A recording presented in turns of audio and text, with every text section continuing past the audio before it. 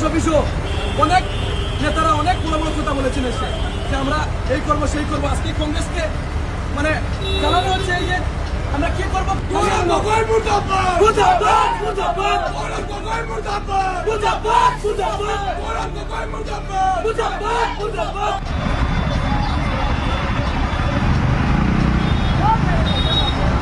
খাঁটি কংগ্রেসী মানুষ হয়ে থাকি, খাঁটি ভালোবাসা হয়ে থাকে, তাহলে এখানে আর ভিতরে ঢুকতে পারবো না, কোনোদিন আর ঢুকবো না। এটা আমি আজকে ওয়াদা করে গেলাম।